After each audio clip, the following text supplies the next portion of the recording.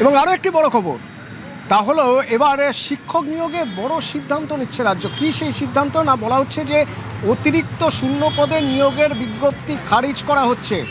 এই বিজ্ঞপ্তি কবেকার? না, তৃণমূল জামানায় যে শূন্য পদে নিয়োগের বিজ্ঞপ্তি ছিল সিঙ্গেল বেঞ্চে, সেই বিজ্ঞপ্তি আগেই বাতিল করা হয়েছিল।